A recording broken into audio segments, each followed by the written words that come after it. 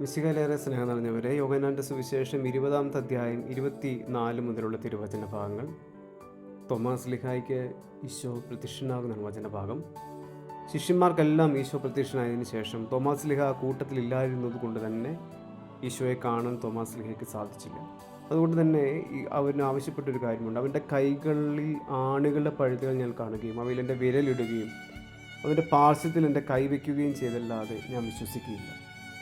എന്നാൽ തോമാസ് ലിഹയുടെ അടുത്ത് ഈശോ വന്ന് പറയുകയാണ്, നിൻ്റെ വിരൽ ഇവിടെ കൊണ്ടുവരിക, എൻ്റെ കൈകൾ കാണുക, നിൻ്റെ കൈ നീട്ടി എൻ്റെ പാർശ്വത്തിൽ വയ്ക്കുക, അവിശ്വാസിയാകാതെ വിശ്വാസിയായിരിക്കുക.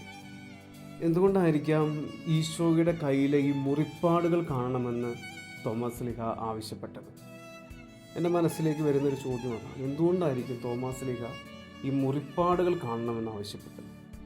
കുരിശെടുക്കുകയും കുരിശിൽ മരിക്കുകയും ചെയ്ത ക്രിസ്തുവിൻ്റെ ശരീരത്തിൽ ഇനി അവശേഷിക്കുന്നുണ്ടാണ് ഒന്ന് മാത്രം, അത് അവൻ്റെ മുറിപ്പാടുകളാണ്.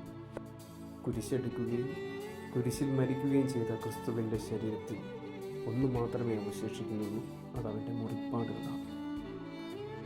ശിഷ്യൻ്റെ മനസ്സിലൂടെ കടന്നുപോയ മറ്റൊരു ചിന്ത ഉണ്ടാകും, ആർക്കു വേണ്ടിയാണ് അവൻ കുരിശെടുക്കുന്നത്? എനിക്ക് വേണ്ടി. ആ മുറിപ്പാടുകൾ കാണണം എന്നുള്ളത് ഒരാഗ്രഹമായിരിക്കും. തനിക്ക് വേണ്ടി തൻ്റെ പാപത്തിൻ്റെ പരിഹാരം എന്ന വണ്ണം ഈശോ എടുത്ത കുരിശിലൂടെ അവൻ കുരിശിൽ കിടന്ന് മരിക്കുമ്പോൾ അവൻ അനുഭവിച്ച വേദനകളിൽ അവനോട് കൂടെ നിൽക്കാൻ പറ്റാതിരുന്നൊരു ശിഷ്യനെ അവൻ്റെ തിരിച്ചുവരവിൽ, അവൻ്റെ ഉത്ഥാനത്തിൽ അവൻ്റെ കരങ്ങളിലെ മുറിപ്പാടുകൾ കാണണമെന്നുള്ളതൊരു ആഗ്രഹമായിക്കൂടെ?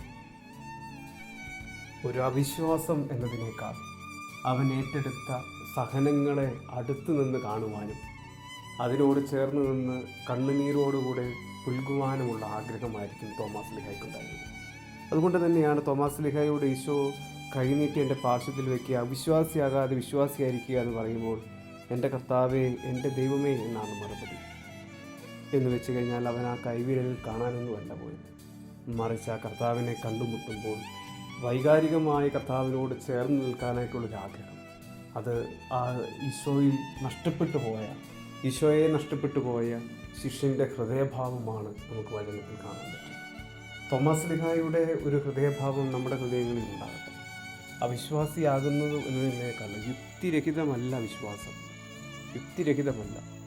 വിശ്വാസവും യുക്തിയും ഒരുമിച്ച് കൊണ്ടുപോകാൻ സാധിക്കുന്നത് തന്നെയാണ് വിശ്വാസം, നമ്മുടെ വിശ്വാസ ജീവിതം.